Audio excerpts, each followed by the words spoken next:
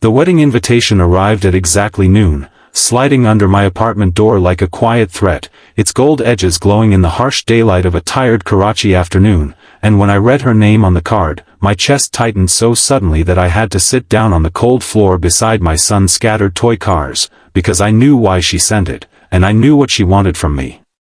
As a single father who could barely hold his life together after everything she had taken from me, I understood the cruelty behind every elegant word.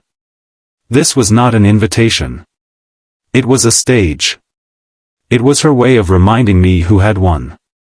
Before the story continues, if you believe in kindness, second chances, and quiet miracles that find broken people in unexpected ways, please take a moment to like, comment, share, and subscribe to the channel Whisper Tales 3. Your support keeps stories like this alive.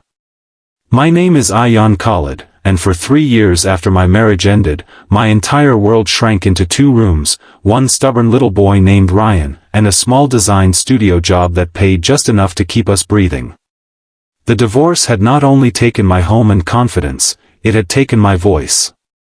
My ex-wife, Samara Qureshi, had left when I lost my business during the pandemic, and she never missed a chance to remind everyone that she had escaped a sinking ship. She was now marrying a well-known real estate developer, and the wedding was going to be one of those bright, daylight garden ceremonies that appear in society pages and Instagram reels, filled with pastel flowers, famous faces, and whispered judgments. The invitation mentioned nothing about closure or goodwill. It simply said she hoped I would attend and finally see how far she had come. I understood the hidden message clearly. She wanted me there so people could watch me smile politely in worn shoes, holding my son's hand like proof of a failed life. She wanted me to be her contrast. For 2 days I carried that card in my pocket, touching it like a bruise. I tried to tell myself I would throw it away. I tried to convince myself that I did not need to walk into a room full of people who once admired us and now pitied me. But something inside me refused to stay small anymore. Ryan had started asking why we never visited big places like his classmates did. He never complained, but his silence felt heavier than any insult I had ever received. On the 3rd day, something unexpected happened in broad daylight, in the open, dusty courtyard of the community center where I volunteered to teach children basic graphic design after work. I met Zareen Mirza. She had arrived to donate new computers to the center. She was calm, gentle, and strangely grounded for someone whose name I later discovered was quietly attached to one of the largest export companies in the region. She did not announce herself. She did not wear power like armor. She sat beside the children, asked them what they liked to create, and listened as if their tiny dreams mattered more than her schedule. When she noticed the broken animation project on my laptop and asked me about it, I explained that I once ran a small creative agency that collapsed after unpaid contracts and rising rent. I did not tell her about my divorce. I did not tell her how ashamed I felt most days. But something in my tired voice must have revealed more than my words. Over the next week, Zareen returned twice. She asked if I could help her revamp the visual identity of one of her social initiatives. The project was small, but her respect was enormous. She treated my work like it still belonged to someone valuable. On the 5th day, while the sun poured into the room and the children laughed around us, she asked me something that stunned me. She asked if I would be willing to attend a formal event with her as her guest. I told her the truth, quietly and carefully. I told her about the wedding invitation. I told her it was meant to hurt me. I told her I could not afford to pretend anymore. I expected her to withdraw the offer politely. Instead, she smiled in a way that felt like sunlight landing on a long-closed window. She said sometimes people deserve to walk into rooms that once broke them and finally breathe freely. The wedding day arrived bright and unapologetically beautiful. The garden shimmered under soft afternoon light. White tents floated above polished marble paths. Cameras clicked constantly.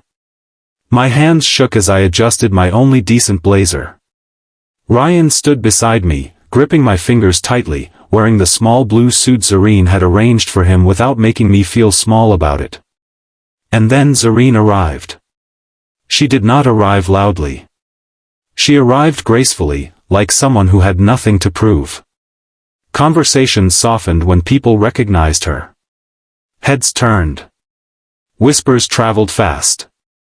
I could feel the room recalibrating its invisible hierarchy. Samara noticed us almost instantly. Her smile froze for a fraction of a second when she saw me walk in beside Zareen, holding my son confidently instead of hiding behind him. I saw confusion flicker through her eyes, then disbelief, and then something else I had never seen directed at me before. Uncertainty. Throughout the ceremony, I felt invisible walls crumble around me. Old acquaintances approached cautiously, suddenly warm, suddenly curious about my work again. They asked how I had met Zareen. They asked what I was doing now. They listened to my answers. But the most powerful moment happened without applause or attention. Ryan tugged Zareen's hand during the reception and proudly showed her the small drawing he had made of our little apartment and the computers at the center.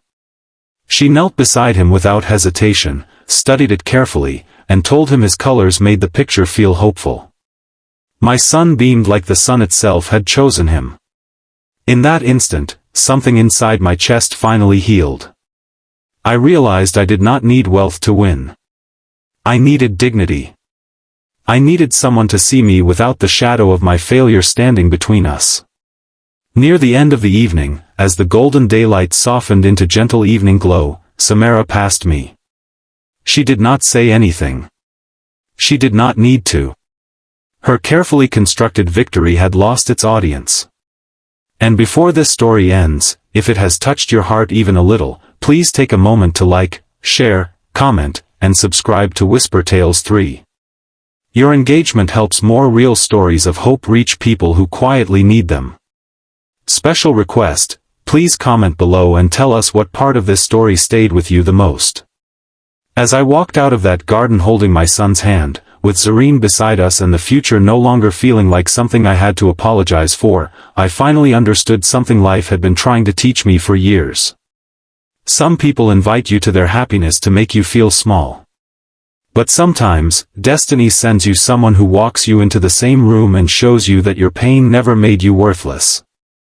It only prepared you for a gentler, braver, and brighter kind of love waiting quietly in the daylight.